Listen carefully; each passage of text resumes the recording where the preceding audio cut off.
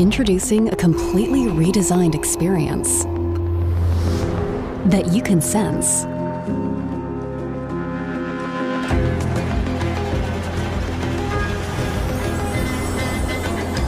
And that senses you.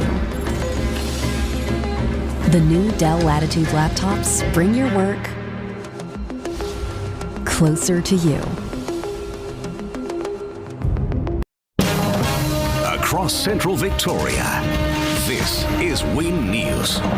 Tonight, Bendigo Spirit and Melbourne United join for a bushfire fundraiser. Harcourt's miniature railway on track to reopen after crews fought to save it, and free-to-air TV begins its return just 12 days after a vital tower burned down. Good evening, I'm Bruce Roberts. Also tonight, a spectacular sky show as the Southern Lights dazzle across the state. NBL clubs are uniting to show their spirit in a series of fundraisers for bushfire victims. Tonight, Bendigo Spirit and Melbourne United games will raise money for the Harcourt and Carinballoch communities. A walk through what's left of Carinballoch Cricket Club. It's very devastating, actually, yeah. It's a bit daunting Friday night coming down and seeing it laying on the ground. The Skipton bushfire burned through the town almost 2 weeks ago. A community event on Sunday will help raise money for the rebuild. The association we play cricket in, they've gone and organised a 2020 match of the best of the Grenville, and then there's a couple of local football teams doing a pre-one as well. $5 from every ticket sold at tonight's rescheduled Bendigo Spirit and Southside Melbourne Flyers game will also go to the club. It's super important going forward, not just right now, to get around them and support them as best we can. Melbourne United will soon tip off in Bendigo to take on the Brisbane Bullets tonight. The club's auctioning off a Dash Daniels jersey signed by the team to raise money for Harcourt. Fire victims have also been offered free tickets. The game of basketball is bigger than just running up and down and playing. We want to be able to bind communities together and help communities where we can. A bushfire relief concert for the town's also been organised for February 14 at the Old Castlemaine Jail. It's just been such a shock to everyone, and I just felt I wanted to do something to help, and Pete came up with this idea. It'll feature a mixture of local and metro artists with 3 stages alongside market stalls, wildlife displays and kids' activities, helping bring the community together while the town recovers. We're not really trying to feature anybody in particular because so many people have put their hands up. Most of them are local musicians, some are coming up from Melbourne. We're trying to give everyone a go. Lena Zuccarelli, Win News. Volunteers and firefighters who tackled the Harcourt blaze have opened up about just how bad conditions were. The town's miniature railway was in the line of fire, but it and parts of the town were miraculously saved by those on the front line. Blackened Hills just metres from the Harcourt miniature railway platform, painting a dire picture of what its volunteers and firefighters faced. Probably nearly as bad as you can get, with the amount of fire that crossed the freeway is about a 5 kilometre front coming into Harcourt. The fire spread fast into town. We could hear the CFA yelling through their loudspeaker systems on their trucks that the wind was changing and danger, danger. And that's where it was very surprising to myself to actually watch the fire do a complete U-turn as well as continue forward. Andrew Marish chose to stay and fight the fire, but says it was confronting. This airborne flame came in under the canopy like someone had a giant blowtorch out there pointing at us. And at that time, for the first 5 to 10 minutes, I did wonder whether I was going to be coming out of that or not. I was genuinely scared. CFA firefighters say the harsh winds and extreme heat made the fire unpredictable. It was erratic. The wind changes was just all over the place. You couldn't get a real run on it. The work that the VMR crew and the CFA crews did up in behind there has definitely saved a lot of properties. The miniature railway took a decade to build and only opened a month before the fire hit. While the main track and station were saved, there is some damage. And the track's damaged, fallen trees. Our maintenance in our back section is certainly heavily broken. The miniature railway has remained closed ever since the bushfire burned through the town, but it's expected to open in the coming weeks. Some of the first steps to getting people back into Harcourt. Hopefully the 21st of February, great relaunch. Open the railway again, big fundraising day, Saturday, Sunday, big train rides. Lena Zuccarelli, Win News. Free-to-air TV returned to some parts of central Victoria today, 12 days after fire ravaged the Mount Alexander broadcasting site. Locals were forced to rely on streaming and social media for essential updates, showing just how vital regional news services are to communities. Twisted metal, a building, a shell of its former self. This is the broadcast infrastructure that sits atop of Mount Alexander. In the space of one night, a fire severed a vital link to tens of thousands, knocking out free-to-air TV and radio services. It happened, so we've got to live with it. We've got to manage it. The transmission equipment serves Bendigo, Castlemaine, Echuca and parts of the Goulburn Valley. When there is a natural disaster, people really want to know, where can I find out what's really going on? In regional Australia, the only place you'll get regional television news is on commercial television services, so they really need them at those times more than ever. WIN, along with commercial broadcasters and contractors, is working tirelessly to ensure the switch is flicked back on, installing new shelters, transmitter, generator and equipment to enable service restoration. BAI Communications field teams have been working on the site's physical infrastructure, and those working behind the scenes say the industry hasn't faced an impact of this scale before. A full restoration of all services across the broader region is expected to take some months. It really cuts people off and means they don't have access to that vital source of information where they can find out what's going on from hour to hour and rely on local journalists and local news services. The response from the public has been huge. Not everyone can afford streaming services. That's the fact. People out in the country often have to rely on free-to-air. I know when I get in the car and the radio still doesn't work, I'm sure that's affecting other people and their safety and their communication with the rest of the world. It's part of your life. It's something you look forward to watch the news. WIN News moved quickly to air its bulletins on social media and via the 9Now app. But for some, being digital ready, internet access, apps and the online world remain out of reach, highlighting the vital importance of regional broadcasters. Not really happy, but we've got to live with it, and I'm learning to surf the apps and things. The outage prompting calls for greater government involvement. The Communication Minister has been missing in action. That's the problem. When you have emergencies, you want to know that the leadership and the ministry is on top of the problem. A government spokesperson told WIN News no infrastructure is 100% resilient during natural disasters, and restoring the services as quickly and safely as possible is a priority. Natalie McGarry, WIN News. Maintenance works have been undertaken on the Swan Hill Bridge until a replacement's built. Transport for New South Wales says it's ensuring the existing bridge remains safe and serviceable while planning's underway. A study into a new bridge has shortlisted alignment options, with all featuring 2 lanes, a dedicated pedestrian shared path, improved freight access and clearance for oversized loads. Bagshot local Barry Clay has been named Bendigo's Citizen of the Year thanks to his 50 years of contribution to the community. Some of Mr Clay's work includes serving on the Bagshot Hall and Recreation Committees and documenting the district's history through 2 books.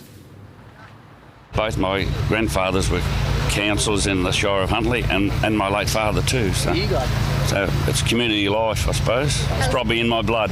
15-year-old Finica Finity's Young Citizen of the Year for her work with Dementia Alliance and establishing and leading the Dementia Buddy program. It feels very exhilarating and I am very grateful for this opportunity. The awards will be presented at Council's Australia Day ceremony. Cracks are showing in the coalition again after 3 senior nationals, including Wodonga-based Bridget McKenzie, were dumped from Shadow Cabinet. The division is stealing the spotlight from important legislation and raising questions about the coalition leaders. Defying Shadow Cabinet, leaving the Liberals leader seeing red. Susan Lee accepting the resignations of 3 National senators, including Bridget McKenzie, for not towing the party room line on hate speech laws. The coalition never resolved its differences from last year. They had a brief moment of unity over the summer when they came together in the wake of the Bondi attack, but they started fracturing over policy almost immediately.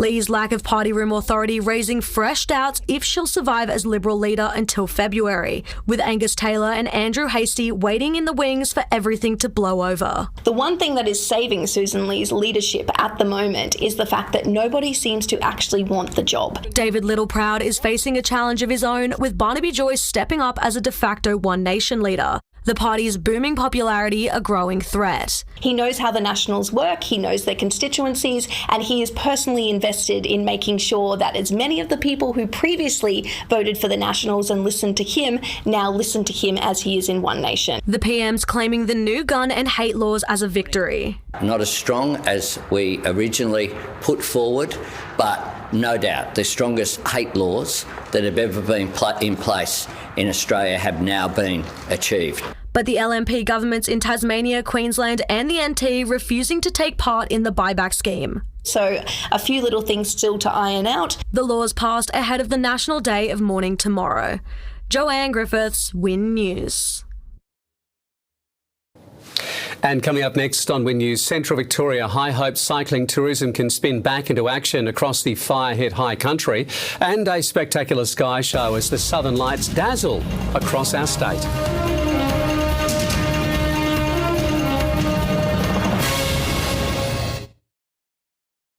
The victims of a horrific double fatality at Cressy have been identified as a 35-year-old Biak man and a 22-year-old man from Cororook. A freight train was travelling from Perth to Melbourne when it hit a ute at Reddy's Road level crossing yesterday morning. The crossing's since been reopened. No V-line services were affected. The circumstances around the crash are still being investigated. High Country's cycling tourism is hoping to spin quickly back into action despite 14 historic trestle bridges more than likely destroyed in the Walwa bushfire. Volunteer crews are hoping to recover what's left of the historic rail trail. A jewel of the High Country, up in flames and burnt to the ground. We can confirm 9 trestle bridges have been burnt, and we reckon another 5 have succumbed because they're in the fire area. The High Country Rail Trail is one of Australia's premier cycling destinations, featuring iconic trestle bridges over 100 years old. While they're unlikely to be salvageable, crews are hoping they can restore the path also damaged in the fires. If we can get some recovery money and re-establish the crossings, there's a light at the end of all this. The trail's a major draw card for tourists and welcomes on average 200 riders a month, but it's currently closed from Tallangatta to Shelley. No doubt in the future that we will be putting all of our efforts into getting that up and running again so that tourism will come back to the northeast. We've got one tall trestle left, so we'll make it a star, but we've still got the scenery. The scenery is magnificent. The bridge behind me here at Dry Forest Creek is potentially the sole survivor of the Walwa blaze. Access has been limited, but it's believed that between here and Batumba, 14 other historic bridges have perished. Parkland's Aubrey Wodonga is calling on the community and past visitors to help save part of the High Country history, with hopes of creating a virtual rail trail experience. We're asking people if they happen to have drone footage of any of those beautiful historic trestle bridges, if they'd be happy to share it, because we'd like to have perhaps some virtual experiences. All part of getting back on track. Ella Power Bridger, Win News. A powerful Aurora Australis has stunned regional Victorians, lighting the night sky purple, pink and green. Astrophotographers say it was the strongest they've ever seen, with the geomagnetic storm so severe it likely triggered power outages. Dazzling the skies above Victoria, an aurora so powerful it was visible to the naked eye. It was fantastic. It was one of the best auroras that you'd ever want to see. The yellows and pinks of Aurora Australis snapped on the Great Ocean Road. Deep purples and greens dazzled campers above Wilson's Prom, even seen as far as central Queensland and as high as Mount Buller. So strong it likely triggered power outages in Western Victoria. Does solar flare just cause a bunch of power outages on Tuesday? We think it might have.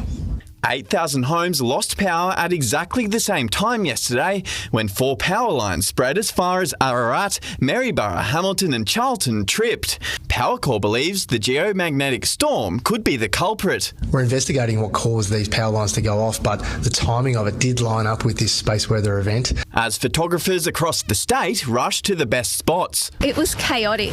We had planned to shoot from Eagle's Nest, but the car park was full right down the road. Any lookout on the side of the road was full. Kim snapped this picture near Cape Patterson. The Weather Bureau says it was caused by a coronal mass ejection. Basically, that's just a huge burst of plasma from the sun, which produces a solar wind. As that solar wind reaches Earth, interacts with the magnetic field of Earth. Putting on a colourful display for those lucky enough to see it. Jack Morgan, Win News. The real power plays are happening at the Junior Chess Championships this week. Just over 400 players from across the nation are battling it out on the classic chessboard, proving the future of Aussie chess is in safe but little hands. Families are watching on as the young minds put their intelligence to the ultimate test, spending the school holidays learning skills they can transfer to everyday life as they also aim to win the trophy. Usually whenever I'm taking a decision or something, I just think it through like a game of chess, playing the pieces. And Queens are taking on Kings for the Cup. Back home, I'm usually the only girl, so it's just really nice seeing a lot of people enjoying themselves. And the Junior Championships run in Canberra until Sunday. Sport is next this Wednesday with Tim Robertson and Robbo. Harcourt Bowls have rolled back into action. They certainly have. Bruce will hit the greens next. Also tonight, a Woodend recruit settles into his new life at the Eagles with a bush camp.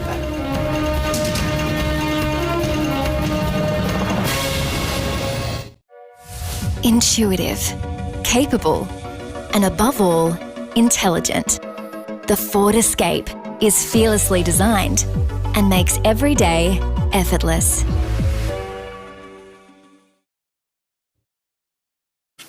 Harcourt lawn bowlers have come out strong after their town was devastated by bushfires. The Division 2 weekend pennant team defeated Kangaroo Flat 101-64. The Division 4 team beat Dingy 81-68. Top 4 draft picks Foster's Will Dersma and Woodend's Cooper Duff Tytler are settling into their new lives at the Eagles. A pre-season bush camp's hit the right spot.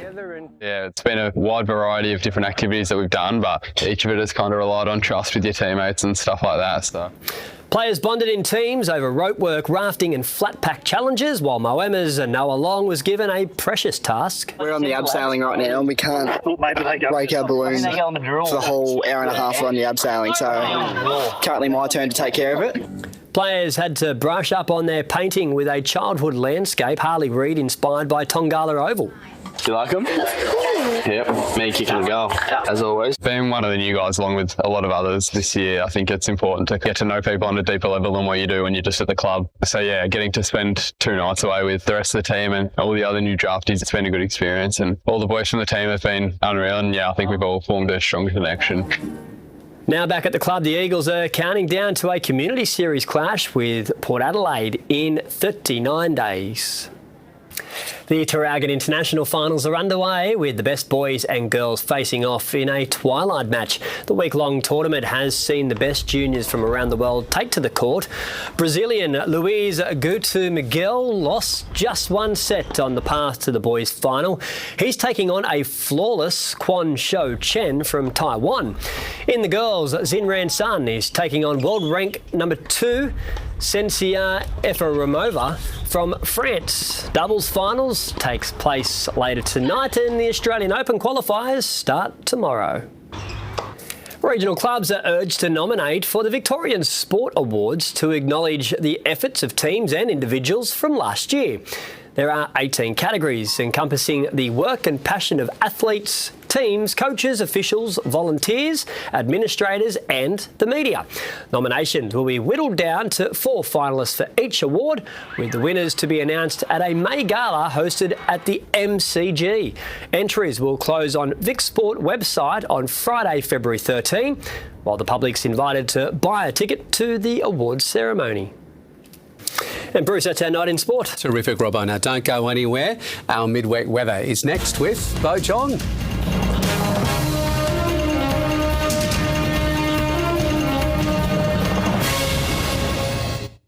There's a heap to love here at Strath Village. There's the new IGA with big brands and big wide aisles, not to mention a heap of fashion stores, great cafes and plenty of free parking. Meet me at the Village, Strath Village. Welcome back. The Aurora Australis put on a dazzling light show overnight, visible as far north as central Queensland all the way down to Tasmania. Some stargazers in our region were lucky enough to witness a beautiful display of colours. While it's expected to be weaker than last night, there's still a chance of aurora activity tonight for parts of the state. Our Wednesday weather pick comes from Trish in Bridgewater. Thank you so much for that beautiful shot. If you have a weather photo and you'd like to see it on screen, send it through to us. The address is weather@wintv.com.au. Let's look at the details from today. Castlemaine maxed out warmer than we were expecting, reaching a top of 29 degrees. Bendigo was spot on its forecast top, reaching a top of 30. A slightly warmer than average day in Echuca. Moderate winds were enough to keep Swan Hill feeling cooler than suggested. Meanwhile, winds picked up strength after lunchtime in Kerrang. Looking at the charts, a high over waters south of the Bight, extensive ridge over western parts, extending more broadly across the state during tomorrow. The high shifts out to the Tasman on Friday with a trough of low pressure following in its wake. To the forecast for central Victoria, a sunny day on the way with fresh southerly winds pushing about. An overnight low of 8 in Kyneton, heading to a top of 18 degrees. Sunny conditions expected in Kerrang, Swan Hill, Balranald, heading to a top of 28 degrees. Looking at the forecast for Bendigo tomorrow, mostly sunny but cooler than average, heading to a top of 23, and in Melbourne a chance of a light morning shower. Looking at the days ahead for our region, Friday's looking fine and sunny, plenty of sunshine on the way on Saturday, helping bring a warm start to the beautiful weekend, and on Sunday we're expecting mostly sunny conditions, slightly warmer too. That's all for weather tonight, Bruce, back to you.